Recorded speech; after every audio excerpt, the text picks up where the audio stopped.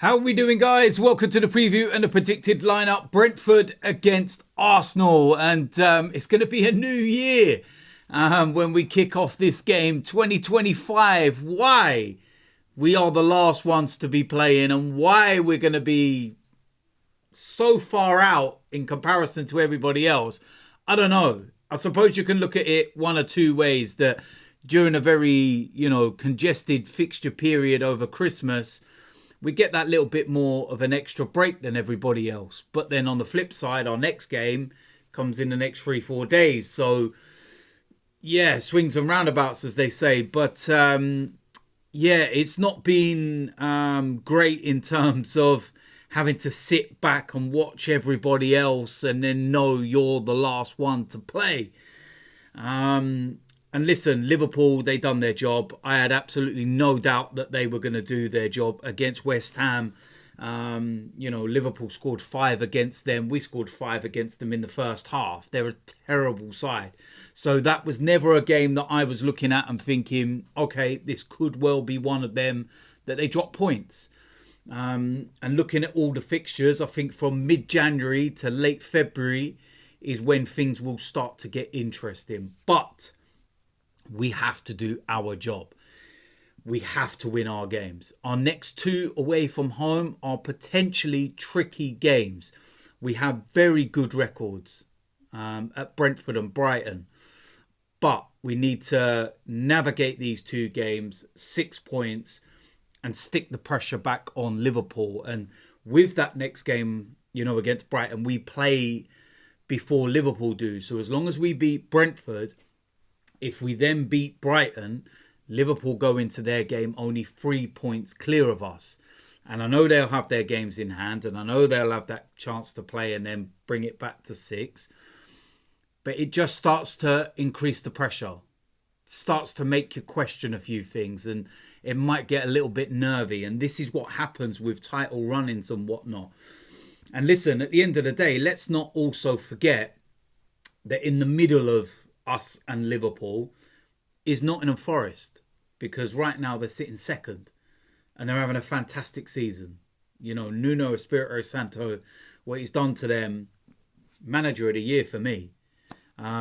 It's all well and good, Slot coming in and taking over a well-oiled machine that was challenging for the title last season up until the final 6 weeks or so, and continuing that in comparison to a team that were fighting relegation and now they're in the Champions League places and sitting second as we go into 2025.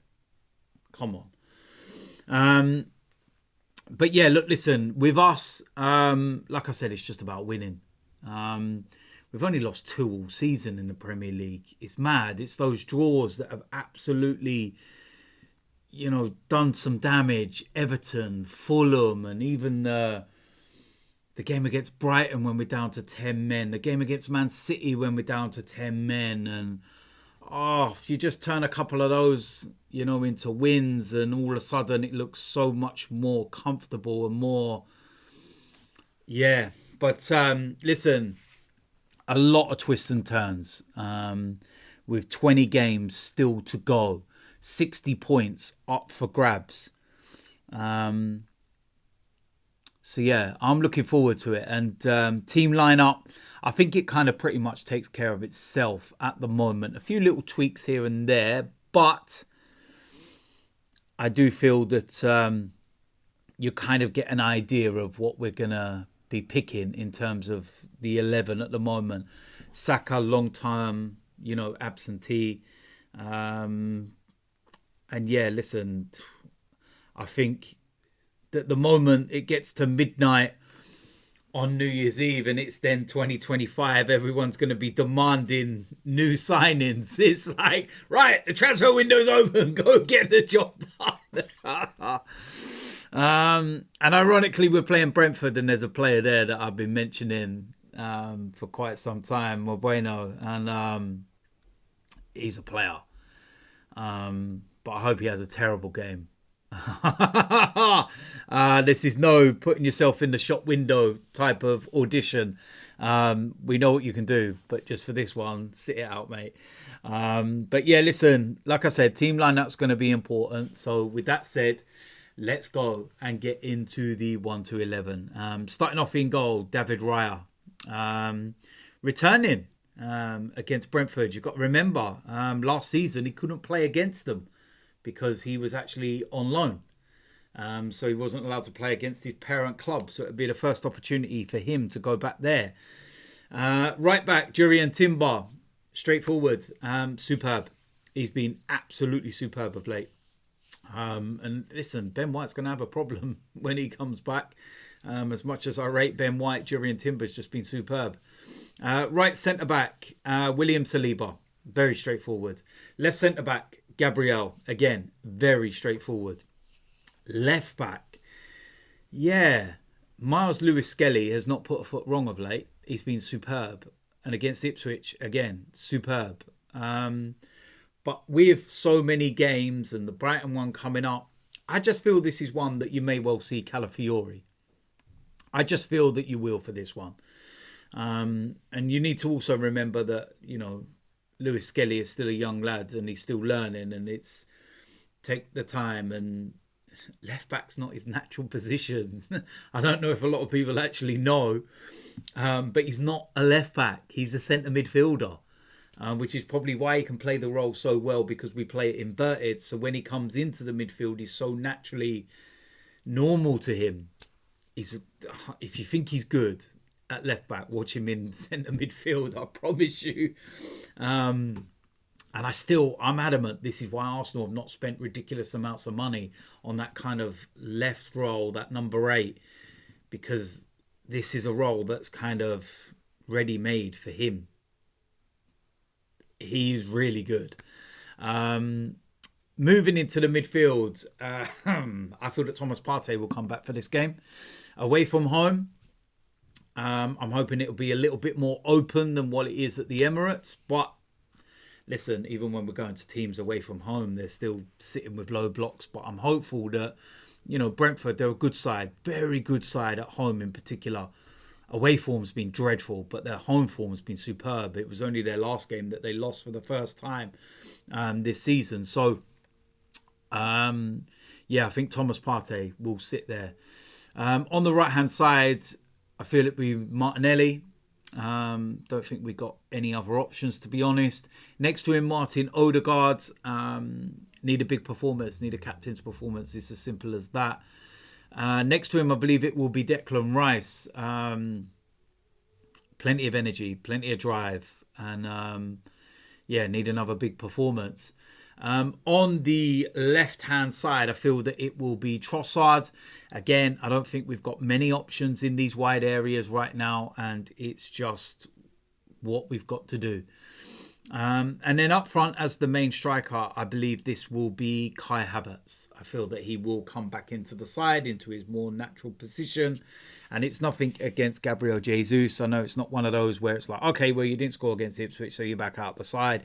It's just about rotation, games, the right players for the right moments, etc. And this is what I just feel we will go with for this game. So very strong lineup considering the injuries and the doom and gloom about Saka and everything else. But at the end of the day, that should be strong enough. We've got a good record there. We won there last season. Although it was a late one. Kai Havertz scored in that one. The season before, it was very comfortable. If I remember that one, it was Fabio Vieira scoring an absolute worldie on his debut. And I was thinking at the time, wow, what a player we've got here. And yeah, he's at Porto now, and there's been talk about him being recalled. But that's another subject for another day. But listen, that's a strong lineup. We've got to go there. We've got to get the 3 points, bring it back down to 6. And I know Liverpool have their game in hand and whatnot. But we just have to keep doing our job, get our 3 points. And then we will see where Liverpool sit. When I do believe it starts to get really, tough. and I said this yesterday, but Liverpool away from home have only played 2 of the top 10. And that was Arsenal and Newcastle. And they didn't even win either of those. And you think of the game against us, we had no William Saliba. And then Gabriel and Timber got injured during the middle of the game. And we had a back 4 of Thomas Partey, Ben White, Kiwior and Lewis Skelly. And that was the only reason why that they got their second goal and equalised. Otherwise, we'd have won that game. And Newcastle, in the first half in particular, should have been out of sight at St James's Park. So, yeah, they've still got to go to Nottingham Forest. They've still got to go to Chelsea. They've still got to go to Manchester City. They've still got to go to Bournemouth, who have been excellent this season. Still got to go to Fulham, which is a difficult place to go. Still got to go to Villa. And still got to go to Brighton. Tough places to go at the end of the day. Tough places to go. You know, they've been to Southampton. They've been to Ipswich. And, you know, all these type of teams. And Palace and Manchester United, who are 14th. And Tottenham, who are in 11th. And played Tottenham at the right time, didn't they? No goalkeeper, no centre-backs, no left-back. Yeah, there's some twists and turns coming yet. Don't you worry about that. But, yeah, listen, strong enough line-up. Let's get the job done. And then we move on to the Brighton game. So if you're new around here, make sure you do hit the subscribe button. Smash a like on this video. And I will see you a lot soon. I'm out of here.